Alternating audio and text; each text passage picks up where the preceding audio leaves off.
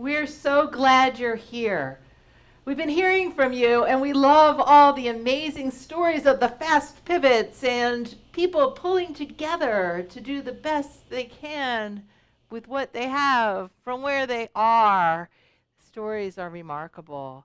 You've learned so much from this experience, tried so many new things, and we want to make sure that you have the tools and the conversations to hold on to those learnings. And at the same time, you are in a period of remarkable micro-innovation, and we want to help you keep that momentum going to continue to tap into the best ideas of every member of your team and help pull them out to carve out a brighter, bolder future. So we're sharing with you some of the research that we have done over the last couple of years. We partnered with the University of North Colorado, and then we worked with our clients, and we did qualitative and quantitative studies to answer this question, because we noticed a phenomenon. We were working with our clients, and we would go in at the senior most levels of the organizations, and this is what we would hear. Why am I the only one that sees these issues? What's wrong with my managers? Why can't they see this stuff and fix it? We've got so many ways for people to submit their ideas. Why don't more people use them? My direct reports are always out talking to employees, but all we get is a bunch of fluff.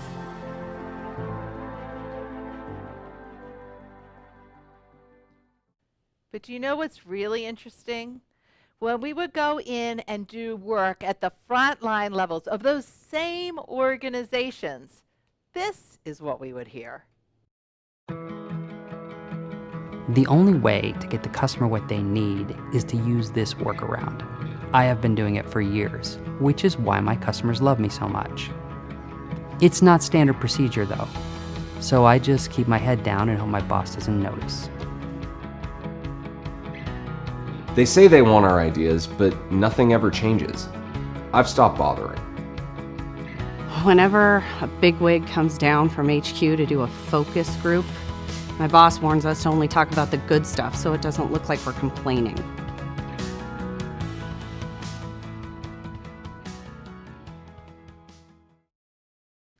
People have ideas. Leaders want to hear them, and somehow there is a disconnect. What we want for you is a courageous culture where every employee on your team has the confidence and the skills to speak up well. All right, so let's do a quick poll here regarding not speaking up. What stops it? So which of the following reasons for not speaking up with solutions or ideas do you see most frequently? Is it because A, people are not asked for their ideas? B, people think nothing will happen as a result of their idea? C, people don't know how to share their ideas? People think the leader doesn't want new ideas? Or is it E, people fear speaking up? Well, there we go. A clear winner, letter B. People think nothing will happen as a result of their idea. Now, that was just under half of the group said that, but every single item got at least a few votes, and that's pretty consistent with our research, isn't it? Yep. So as Karin mentioned, we did all that research. Well, here are the 5 top reasons that people aren't contributing and sometimes defaulting to safe silence. Number 1 is that no one asked. 49% of our respondents said the reason that they're not contributing is they're just not asked. Not regularly asked by their leaders for their ideas. And then another reason that people don't share is they're afraid nothing is going to happen. And it turned out that 50% of our respondents said they don't think their idea is going to be taken seriously. You ever feel like you're stuck? Well, so do a lot of the people who we talked to with the research. Just over 2/3, 67% of respondents said, you know, my manager operates under the principle that that's the way we've always done it, so that's the way we're always going to do it. It's like the definition of stuck. And then finally is fear. And specifically 40% of respondents said that they lack the confidence. They don't have the confidence to share an idea effectively and know how to do that. So this is what we call FOSU, or fear of speaking up. And when we dug into this concept of FOSU, or why are people holding back their ideas, when we talk about FOSU, we're not talking about trivial things like, oh yeah, let's go put some kombucha in the break room. We're talking about the ideas that people said they were not sharing were to improve the customer experience, to improve the employee experience, or to improve productivity. So why? What was holding people back? The first is that we found that when we asked people why they were afraid to speak up, they said, well, I spoke up some point in the past and it did not go well, right? So either they got shut down or ridiculed, shame, blame, intimidation. And they said, I'm not going there again. I'm just going to keep my head down and do my job. The interesting thing is often when we dug in and said, well, how long ago was that? And they were like, well, it was 10 years ago. And they weren't even in the same organization anymore. So that is consistent with the psychological safety research, which says that people are much more likely to remember a negative experience and hold on to that and discount all the positive experiences that they may have had. Another reason that people are scared is that they don't feel like they have the skills to do it well. So maybe they're a little bit clumsy. So maybe they're overly enthusiastic as they share an idea and it was not received well. Or they brought something forward that without doing all the homework and it was half-baked. So the other thing we need to do is to help people build their skills to present their ideas in a way that they can be heard. And then the third thing that factors in here, in addition to overweighting the past, not knowing how to share, is something that the psychologists call discounting the future. And that is underestimating the positive impact you can have by contributing, by speaking up, by taking that initiative. So those three are a potent force to keep things from happening. Okay, so we have just a short time with you today. So we are going to give you a quick overview of the 7 steps we've identified to build a more courageous culture. And we're only going to spend time on a couple of them today and just a handful of tools, but we wanted to give it to you in context. So it starts by navigating the narrative.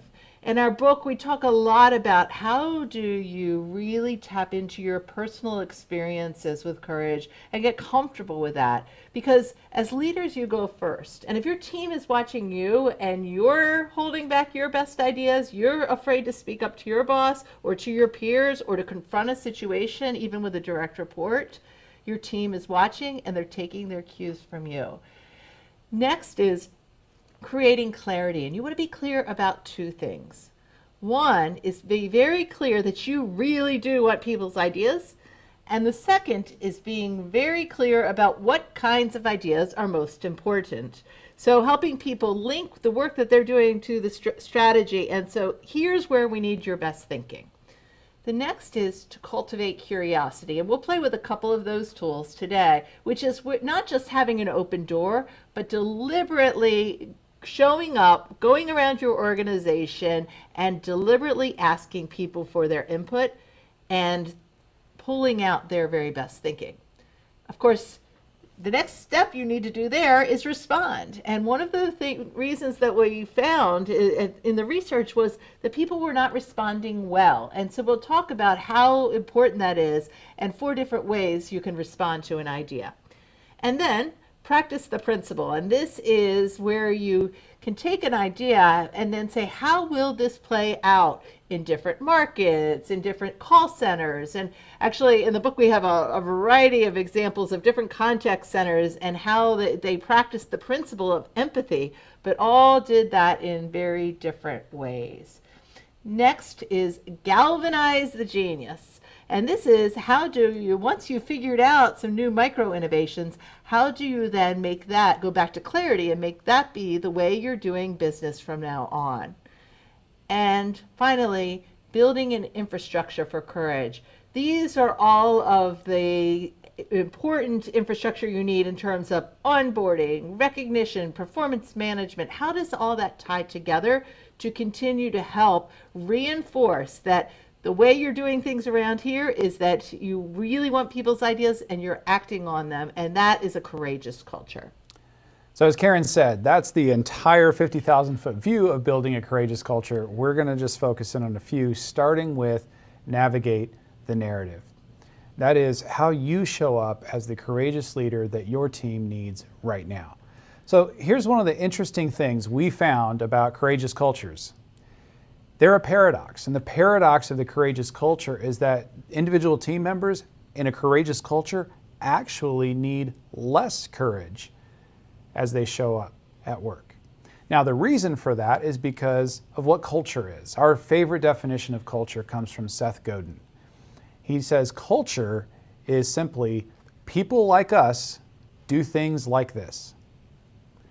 People like us do things like this. So in a courageous culture, people like us contribute. We don't default to safe silence. We're solving problems, we're advocating for customers, and we're coming up with those micro-innovations to make life for our customers and employees better. And so it takes less courage to do that because everyone's doing it. But someone has to go first, and that's what navigating the narrative is really all about. So in our programs, in our longer programs, one of the things that we will do is help leaders build a courage map. And so you think about your career, your early career, where you are at middle of your career, where you are right now, and tapping into your very specific moments where you felt that you had showed up courageous. And then we have some conversations around that and sharing about what were the values that are showing up there, and how does that, how can you tap into that to build your future courage for dealing with all this crazy we're dealing with right now. So we'll stop and ask you now, what has been your most courageous act at work? So I'd like you to think about that and then open up the chat box. If you're not sure where it is, you can go down to the floating bar, find the dots, hit more, and you'll find the chat box there. And then just type in for us and hit enter, and we'd like to get a ton of these. What has been your most courageous act at work? Those were definitely inspiring, and we have asked this question at conferences around the world, and this is just, we give everybody a note card when we do it live, and we'll have people answer that same question. What has been your most courageous act at work? And like you, the answers are so inspiring. People who spoke up and did the right thing, something on behalf of the customer for other people. They were doing something to advance their career, and just note card after note card of all of these inspiring moments of courage. So thank you for sharing those with us. All right, let's talk about another aspect of navigating the narrative that we found almost by surprise. Yeah, so this is what we call now a fear forage, and it is such a useful technique and one that we really encourage you to try with your teams. We were working with a group, it was a strategic offsite, and it was the 5 brand presidents, and then the people who were in succession planning to take their jobs. So 20 people in the room, clearly very high-level folks, and we were working on a very strategic project. And I noticed that something it just did not seem right in the room. So I went to my purse, because I always have note cards because of the courage thing, and I gave everybody a note card, and I said, on the front of the cover, on the front of the note card, write an H, and on the back, write an F. And on the front, I'd like you to write your biggest hope for this project. And then on the back, I'd like to ask you to write your biggest fear. And then so I collected them, and then I shared them anonymously. And so the hopes were all aligned. They were everything we had boarded as the reasons why we were doing this project. No surprises there. But what was very important was the fears. I don't trust the people in this room to execute on what they say they're going to do. I think that I'm the only one who's going to follow through. This scares me because I don't think we're actually going to implement this. Wow. We would have wasted not only the rest of that day, but all the time where people thought something was going to happen when they went back to their teams to execute on that, if we were not able to have that conversation. Clearly, the conversation needed to shift, and we needed to talk about where was that lack of trust coming from. And our ability to do that made us be able to go much faster and have a more productive session. All right, so we're just getting into the tools now, but we want to make sure you know you have an opportunity to download all of these for free, as well as some other things. We've got a sample chapter, the foreword of the book, the first chapter of Courageous Cultures, the free tools, a white paper with regard to some of all of the research, and an opportunity for you to share your ideas that have come up for you maybe through all of the COVID crisis and the things that you've been doing, or maybe as a result of the processes you're going to learn today. So to get those free resources, you're going to go to kiwilive.com. Website's there for you. There's a white bar. You're going to type in the keyword engage. And when you do that, it's going to give you a chance to put in your email, and then we'll send you all of the resources. It will also ask you if you would like to receive weekly practical leadership tools and tips from us. And if you would, that's great. Just say yes, and we'll take care of that. But if you leave it blank or you say no, you won't hear from us again. So you don't have to worry about that.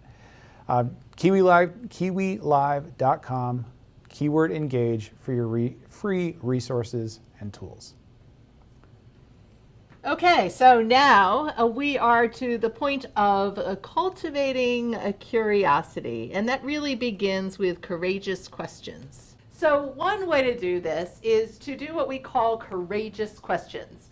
Now, a courageous question differs from a regular question in two ways. One is it starts from a point of humility, and second, it is very specific. So what do I mean by that?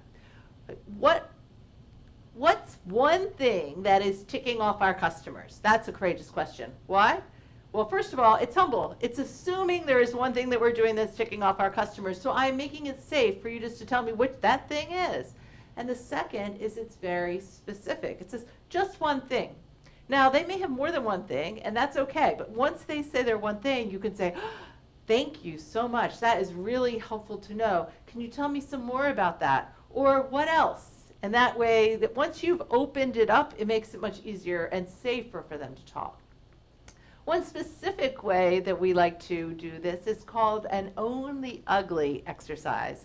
And in some of the downloads you can see, you'll get the specifics around this. But it's 4 strategic questions. And we do this with teams all the time. U, what are we underestimating? G, what's got to go? What do we need to stop doing? L, where are we losing? And Y, this is my favorite, where are we missing the yes? What is the strategic opportunity that because we're focused here, we may be completely missing? And so this is a very easy exercise you can do yourself. Another, and this is one of my favorites too, is what we call the patient perspective. And I actually stumbled on this when I was on a walk with my sister, and I was telling her about our Courageous Cultures research, and she said, Karin, I think we do that. Now, my sister Jill is the director of rehab at a hospital. And she said, when they have something strategic that they're talking about, they always assign one person to sit in that meeting acting on behalf of the patient. So what that could look like is the director of IT could be in the meeting, but in that particular meeting, she is not allowed to talk IT. She's only allowed to think about things as if she were the patient.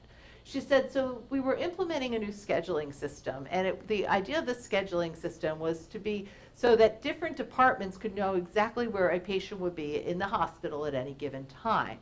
So, for example, if Jill's team was going in to do rehab, they would not find an empty room because the person was away in testing. So the patient is in this meeting and raises her hand and says, I want to know my schedule too. And she said, everybody went, oh boy. Can you imagine? Then we got to stick to the schedule. And I understand. This is a hospital. Emergencies happen. I know it's not going to be 100% perfect. But what if it were 80% perfect? Like, I already have cancer. I'm feeling out of control. Knowing my schedule gives me some semblance of security. This way I can bring in my spouse to some of these meetings if I know, and they don't have to be there the whole time. So Jill told me they actually did do this and give transparency to the patients. And she said their patient satisfaction has gone up considerably as a result of that. Okay, one final curiosity example. And this one was, we were working with a CEO, and he was on the clarity aspect of things. If you read that clarity chapter of our book, he was doing all the things: 5x5 communication, connecting what to why, holding regular town hall meetings, showing up in trainings. He was very clear because they were launching a new product that he thought was absolutely pivotal to the success of the future of the company. But he was frustrated because it was not going as well as he thought it should. So I said to him, what if for 1 week you only show up curious? So, stop telling, but start listening, start asking. So he said, I was walking through our contact center, and I overhear one of our strongest reps on the phone, and she's talking to this customer about this new product, and she is struggling. And I'm about to get angry because why doesn't she know? She said, I remembered that I had to show up curious. And I also knew I had to not be intimidating, right, to this poor rep on the call. So I said to her, hey, you know what? I'm supposed to be being curious this week, and I am really curious about what that customer is saying. Would you mind if I took a try? So he took over the call, and he said he could not believe the level of questions that this customer was asking. Some of things him and his executive team had not even completely thought through. He said, I am so glad I showed up curious. I learned so much that really informed what we needed to do next by that. And if I had just continued to push on people to tell them what needed to happen, we would not be where we needed to be. So that is what we now are calling a curiosity tour. All right, so as you take all of these cultivating curiosity tools, whether it's the patient perspective, the Own the Ugly, the curiosity tour, any of them, we're going to add one more to the mix, which is a great one after you start surfacing things to start generating ideas. And the question is, how can we?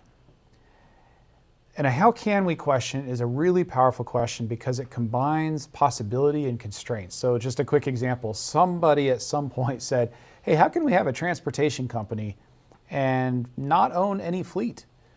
And of course the answer to that is Uber or Lyft or ride-sharing programs. So right now we want to get you thinking, how can we question, to come up with some ideas. Specifically, and these work, how can we questions work the more specificity you can introduce. So we're going to ask, how can we improve the customer experience or employee experience in a remote work environment? We'd actually like you to think about that. We'll give you 30 seconds here to think, jot down some ideas, because we're going to use that idea that you come up with in the next segment.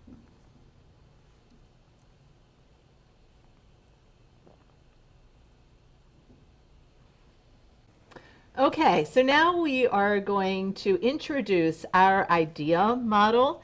And this is a model that you can then give to your team to help them vet their ideas and think through them and position them with you.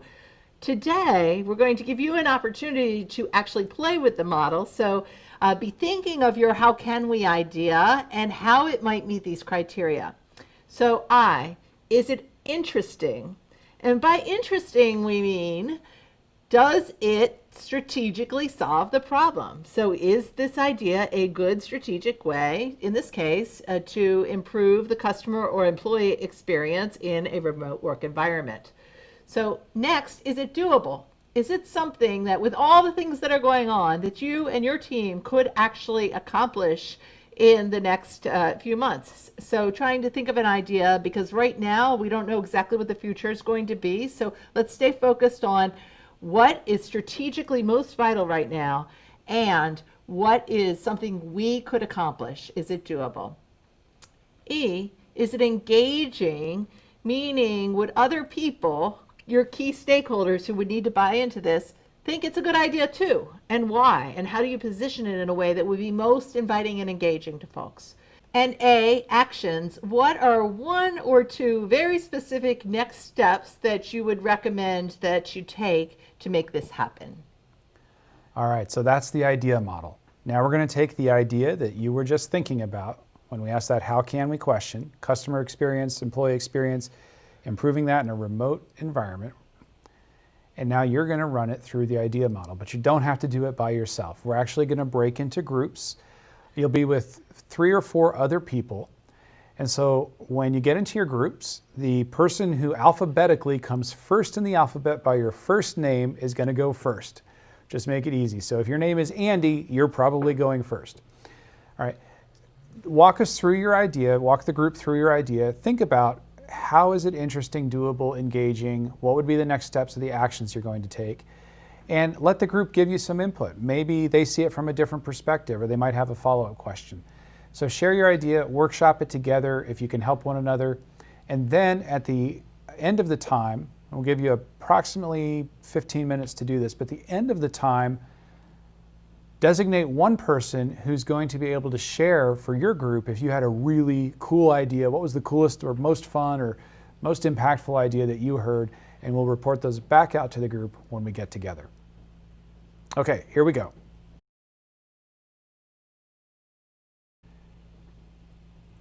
Fantastic, awesome. We love hearing all those ideas. You know, it's just inspiring to see in the middle of everything that's going on what you can do from where you are with what you have available to you. And there's so much creativity and, you know, yes, it's a tough time, but there's also so much optimism and we love seeing what's possible.